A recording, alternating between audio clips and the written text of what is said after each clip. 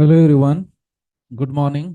और फ्रेंड्स, आज की जो तारीख है वो है 6 फरवरी 2024।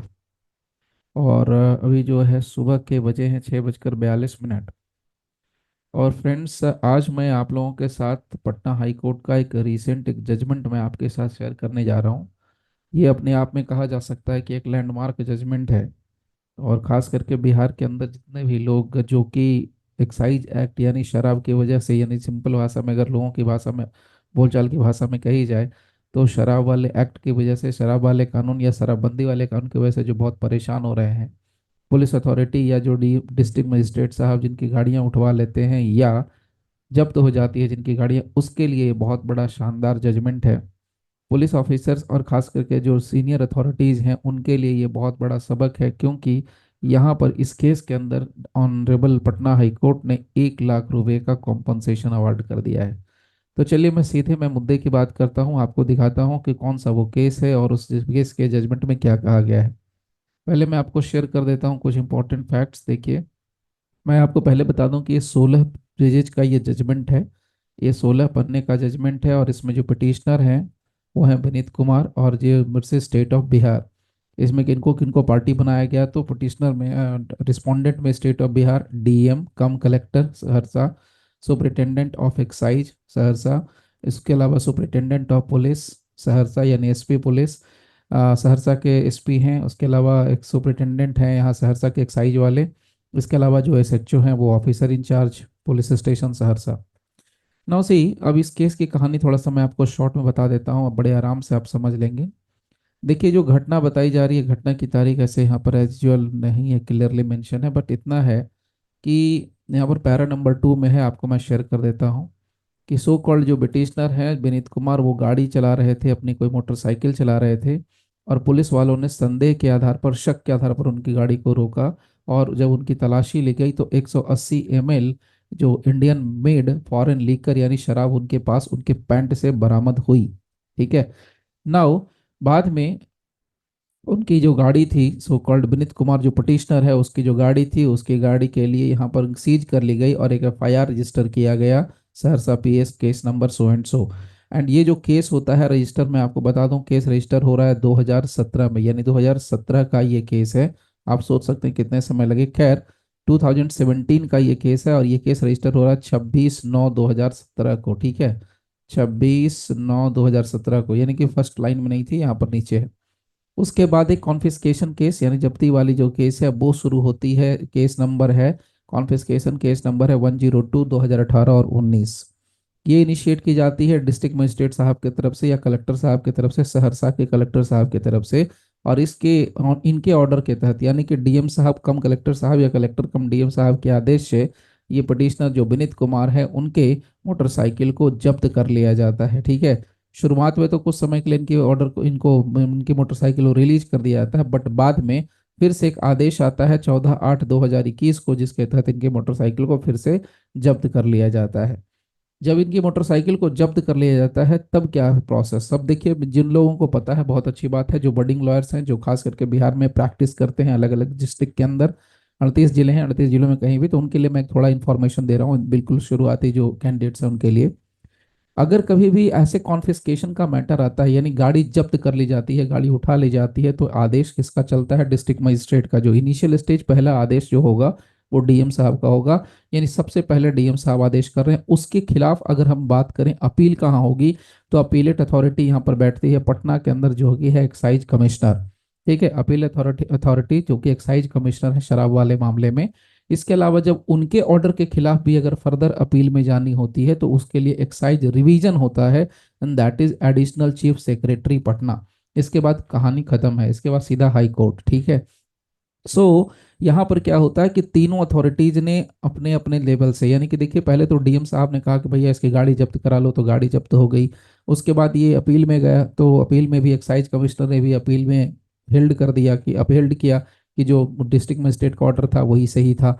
उसके बाद एडिशनल चीफ सेक्रेटरी हैं, उन्होंने भी कहा कि नहीं, ये तो सही ऑर्डर था, इसमें कुछ गलती नहीं है, कोई खामी नहीं है। अब बात आती है कि ये बंदा परेशान हो गया, क्योंकि इसमें जो फाइनली ऑर्डर हुआ उसमें यह कहा गया कि गाड़ी के इंश्योरेंस में, गाड़ी का जितने का इंश्योरेंस है उसका 50% दिया ना होगा, राज्य सरकार को, और उसके बाद ही आप अपनी गाड़ी छुड़ा सकते हैं। तो अगर आप सोच सकते हैं, अगर कोई आपने आज गाड़ी खरीदी है, सपोज कीजिए 1 लाख या 1.5 लाख की गाड़ी खरीदी है, उसका इंश्योरेंस मान लीजिए कि 1 लाख, मान लीजिए मोटे तौर पर 1 लाख का है, तो उसका 50% आप पे करेंगे 50,000 रुपया, तब जाके आपकी गाड़ी छूटने वाली है, अदरवाइज गाड़ी छूटने वाली नहीं है। This is the fact. ये पूरी की पूरी कहानी है जो कि मैंने आपको शॉर्ट में बताई है, ठीक है। नाउ ये बंदा थोड़ा सा जुझारू टाइप का पर्सन है और ये लड़ने वाले हैं, ठीक है। तो ये यहाँ पर फाइल करते हैं, अब सीधे आते हैं पटना हाई कोर्ट में, ठीक है। पटना हाई कोर्ट में जो इनके वकील साहब हैं, उन्होंने भी अपनी प्ली रखी है। मैं उस प्ली पे नहीं जा रहा हूँ, जो रेलिवेंट पोर्शन है वो मैं सीधे सीधे आता हूँ, मुद्दे पर आता हूँ और मैं आपको बताता हूँ क्या है। देखिए, ऑनरेबल पटना हाई कोर्ट में सामने ऑनरेबल पटना हाई कोर्ट के सामने दो क्वेश्चंस बेसिकली थे। पहला क्वेश्चन ये था कि जो गाड़ी है, जो गाड़ी सीज की गई, जो जब्त की गई, सीज और कॉन्फिस्केट की गई गाड़ी, क्या वो गाड़ी लाइबल होती, सीज की जा सकती थी? Number one. नंबर टू, क्या पटिशनर सचमुच में लाइबल है 50% इंश्योरेंस वैल्यू का देने के बाद गाड़ी पाने के लिए? यानी जब तक वो 50% इंश्योरेंस वैल्यू का नहीं देगा तब तक उसको गाड़ी नहीं मिलेगी। ऐसा ये दो questions Patna high court, honourable Patna high court के सामने आया। उसके बाद पटना हाई कोर्ट ने, जो यहाँ पर मैं बता दूं, एक्साइज एक्ट है, Bihar prohibition and excise act 2016, इसके जो रिलेवेंट सेक्शंस थे 56, 57B, 58, 61, 92, 93, 95, ये जो रिलेवेंट सेक्शन है, इसके अलावा जो रूल्स के जो प्रोविजंस थे, उन सबको एक थोरो यहाँ पर उसका इंटरप्रिटेशन करके दिया है। तो खैर, मैं इन सेक्शंस के इंटरप्रिटेशन पे नहीं जा रहा हूँ, मैं आगे बढ़ता हूँ धीरे धीरे। जिनको भी जरूरत होगी मैं यहाँ पर आपको साइटेशन अवेलेबल करा दूंगा, आप साइटेशन से भी निकाल के देख सकते हैं।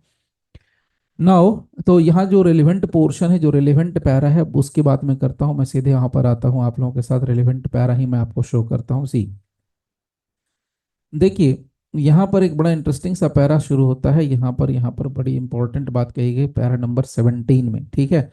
पैरा नंबर 17 में यहाँ पर ऑनरेबल पटना हाई कोर्ट के डिवीजन बेंच ने कहा, the first and foremost thing which emerges from the foresaid discussion of the statutory provision is that no vehicle can be seized or confiscated without its use in commission of any offence.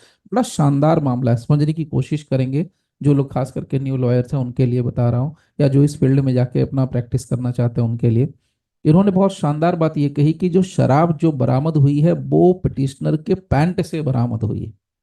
180 ml की शराब बरामद होती है, तो 180 ml की शराब, किसी कोई गाड़ी 180 ml की शराब ढो नहीं सकती। अब ट्रक है तो उसमें आप समझ सकते हैं कार्टन के कार्टन आप कैरी कर सकते हैं, लेकिन 180 ml कितना छोटा सा अमाउंट होता है। तो वो अमाउंट तो पर्सन से बरामद हुई, किसी इंसान के पास से बरामद हुई है, वो गाड़ी से नहीं ढुलाई गई, तो गाड़ी को सीज करने का यहाँ कोई सवाल ही नहीं था। सो यहाँ पर वही पॉइंट आ रहा है कि no vehicle can be seize, यहाँ पर कैन शब्द लगा हुआ है। So no vehicle can be seized or confiscated without its use in commission of any offence under the Bihar prohibition and excise act 2016। तो जब तक कि एक्ट के अंदर, बिहार एक्साइज एक्ट के अंदर, प्रोहिबिशन एंड एक्साइज एक्ट 2016 के अंदर अपराध होगा ही नहीं, तब तक आप गाड़ी को सीज कर ही नहीं सकते, ये यहाँ पर कहा गया है।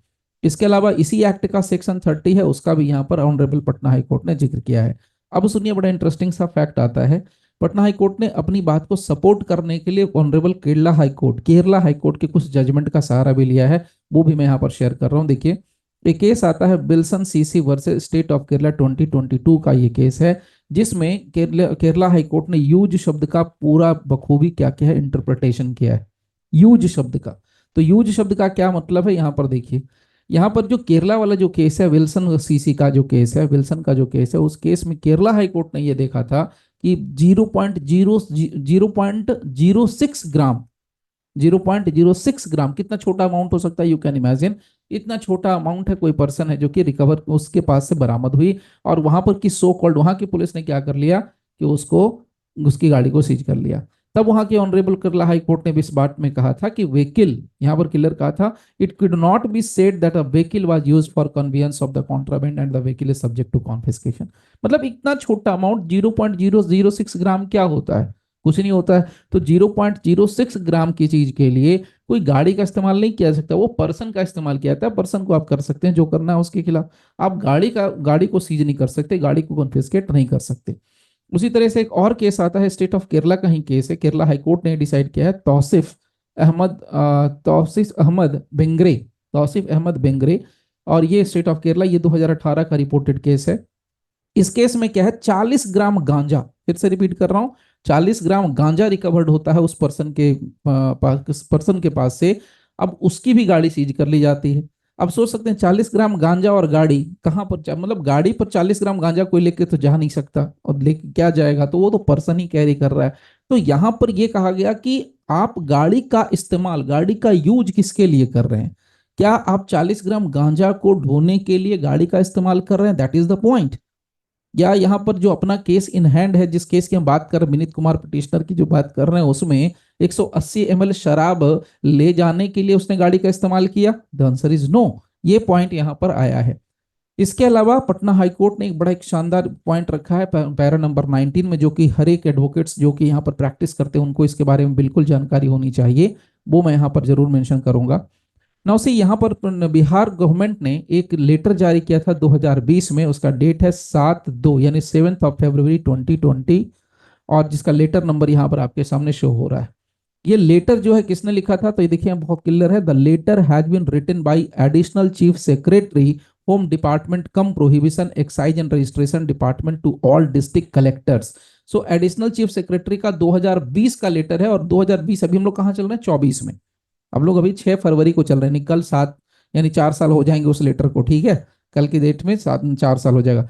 तो लगभग 4 साल पहले एक लेटर लिखा गया एडिशनल चीफ सेक्रेटरी की तरफ से, सारे डीएम को लिखा गया, सारे कलेक्टर्स को लिखा गया, सारे पुलिस ऑफिसर्स को लिखा गया, सबके पास उसकी कॉपी गई होगी, बट स्टिल कमाने खाने का जरिया बना हुआ है। ये मैं नहीं कह रहा हूं, ये कोर्ट ने यहाँ पर कमेंट कराया, आप पढ़ेंगे इसको पूरा तो देखिए यहाँ पर क्या क्लियर कहा है ऑनरेबल पटना हाईकोर्ट ने कहा, government has clearly stated in para 2 of the letter that as per the direction of this court, court के डायरेक्शन के आलोक में, सच व्हीकल, हम उन गाड़ियों की बात कर रहे हैं, उन व्हीकल्स की बात कर रहे हैं, उन वाहनों की बात कर रहे हैं, फ्रॉम विच, जिससे कोई लीकर रिकवर नहीं हुआ है, from which no liquor has been recovered. मैं फिर से रिपीट करता हूं लाइन को, from which no liquor has been recovered will not be confiscated. तो उन गाड़ियों को जिससे कोई लिकर बरामद नहीं हुआ है उनको कॉन्फिस्केट नहीं करना है।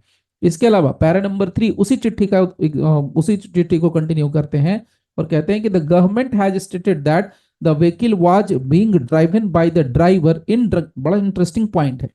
पैरा नंबर 3 में सरकार खुद कह रही है अपने लेटर के पैरा नंबर 3 में, यानी जो हमारे सो कॉल्ड कौन है, एडिशनल चीफ सेक्रेटरी साहब, तो एडिशनल चीफ सेक्रेटरी साहब अपने लेटर के पैरा नंबर 3 में खुद कहते हैं कि भैया ऐसा है कि जो कोई व्यक्ति शराब पी करके गाड़ी चला रहा है, the government has stated when the vehicle was being driven bye driver in drunken condition, कोई शराब पी करके गाड़ी चला रहा है लेकिन उसके पास से कोई बरामद यानी उसकी गाड़ी से कोई शराब बरामद नहीं होती, no liquor has been recovered from the vehicle. अगर गाड़ी से कोई शराब बरामद नहीं, बूट स्पेस से या गाड़ी के अंदर अगर उसने कोई कार्टन रखी हो, 50 बोतलें रखी हो, 200-500 लीटर रखी हो गाड़ी के अंदर, तो उसको कहते हैं व्हीकल से बरामद होना। तो अगर कोई शराब यहाँ पर बरामद नहीं हो रही है तो only driver would be prosecuted, तो सिर्फ ड्राइवर पर केस चलेगा, ना कि गाड़ी के ऊपर कोई मामला बनेगा। ओके, तो अब आते हैं, बात करते हैं पैरा नंबर 20 की, जिसमें ऑनरेबल पटना हाई कोर्ट ने इस पॉइंट को डिस्कस किया। केस इन हैंड की बात करते हैं। तो हमारे केस इन हैंड में जो so called petitioner Vineet Kumar है, उसके पास से 180 ml मात्र बरामद हुआ है, वो भी उसके पैंट से बरामद हुआ है पिटिशनर की। इस सिचुएशन में मोटरसाइकिल को जब्त करने का कोई रीजन बनता ही नहीं है, और ऑनरेबल कोर्ट ने साफ साफ कहा कि कोई 180 ml तो गाड़ी से लेके जाएगा ही नहीं, सीधी सी बात है। यानी कि सोच लीजिए कि हमारे यहाँ जो अथॉरिटीज हैं वो 180 ml की शराब को भी क्या दिखा रहे हैं कि वो गाड़ी से लेके जा रहा है कोई बंदा, ये शो करने की बात होगी। तो यहाँ पर ऑनरेबल पटना हाईकोर्ट ने कहा द वर्ड यूज, यूज जो शब्द है इस्तेमाल, इसको हमें लिबरल सेंस में नहीं लेना चाहिए, इसका इंटरप्रिटेशन स्ट्रिक्टली होना चाहिए पीनल कॉन्सिक्वेंसेज के को ध्यान में रखते हुए, दंड को ध्यान में रखते हुए इसको इस्तेमाल किया जाना चाहिए। नाउ देखिए, जो बात मैं कह रहा था वो यहां पर मेंशन किया है ऑनरेबल पटना हाईकोर्ट ने, पैरा नंबर, जिनको नोट करना है कर लीजिए, पैरा नंबर 20 की लास्ट लाइन है, पैरा नंबर 20 की लास्ट लाइन है, बहुत साफ साफ कहा है, this case is a classic illustration of how the people are being harassed by concerned state officials in the name of the Bihar Prohibition and Excise Act 2016। मतलब बहुत clear cut कहा, कहते हैं कि ये केस जो है क्लासिक इलस्ट्रेशन है कि कैसे बिहार के जो स्टेट ऑफिशियल्स हैं वो Bihar prohibition and excise act 2016 के आड़ में उसको किस तरीके से हैरास कर रहे हैं, हरासमेंट कर रहे हैं, उसके साथ प्रताड़ित कर रहे हैं। ये बात यहाँ पर पैरा नंबर 20 के लास्ट लाइन में क्लियर कट मेंशन करी है ऑनरेबल पटना हाई कोर्ट ने। इसके अलावा आर्टिकल 14 के वायोलेशन की भी बात करी है। इसके अलावा आर्टिकल 300 कॉन्स्टिट्यूशन के भी वायोलेशन की बात करी है। इसके अलावा और भी कुछ बातें करी हैं। तो यहाँ पर उन्होंने कहा ऑनरेबल पटना हाई कोर्ट ने कि जो उस बंदा पटिशनर है उसकी जो गाड़ी सीज की गई है वो क्या है, वो without any authority of law है और उसके कॉन्स्टिट्यूशनल राइट्स को क्या किया गया, वायोलेट किया गया है। चूंकि पिटिशनर के कॉन्स्टिट्यूशनल राइट्स को वायोलेट किया गया है, इसीलिए कोर्ट ने उसको कॉम्पनसेशन देने का आदेश दिया है और पहले के जितने आदेश थे सबको कैंसिल कर दिया, खत्म कर दिया, सेट असाइड कर दिया। तो यहाँ पर देखिए क्या लिखा है, ध्यान से सुनिए। डिस्ट्रिक्ट कलेक्टर, अब जो कलेक्टर साहब थे, डिस्ट्रिक्ट कलेक्टर अब तो नहीं है, तो district collector Saharsa is directed to release the motorcycle तुरंत, फोर्थविथ लिखा है, इसका मतलब है तुरंत। He is also directed to pay 1 lakh रुपया, ₹1 lakh to the petitioner towards compensation, और ये 1 लाख रुपया भी 10 दिनों के अंदर दे देना है। सो 10 दिनों के अंदर दे देना है। तो कैन यू इमेजिन दिस। अब मैं आपको अंत में बताऊंगा ये मजेदार सा जो जजमेंट आया है, ये ऑनरेबल जस्टिस किसने दिया है, तो ऑनरेबल जस्टिस पीबी वजंत्री और honourable justice mister justice Jitendra Kumar की खंडपीठ ने दिया है। ओके। सो आप समझ सकते हैं, आइडिया लगा सकते हैं कि क्या सिचुएशन है और क्या चल रहा है। तो आपके लिए एक फिर से एक नया मैंने लाइव अपडेट आपको केस लॉ दिया है। ठीक है। और फर्दर अगर ऐसे केसेस को आप मिस नहीं करना चाहते हैं, खास करके जो प्रैक्टिस कर रहे हैं या जो जुडिशरी की तैयारी कर रहे हैं, जो कॉलेजेस में पढ़ रहे हैं, जो यूनिवर्सिटीज में पढ़ रहे हैं, उनके लिए इस तरह के केसेस अपने आप में बहुत ही जरूरी है जानना। ठीक है। चलिए फिर मिलते हैं फिर एक नए केस लॉ के साथ, नए अपडेट के साथ। तब तक के लिए thank you very much for giving your precious time. Thank you all friends.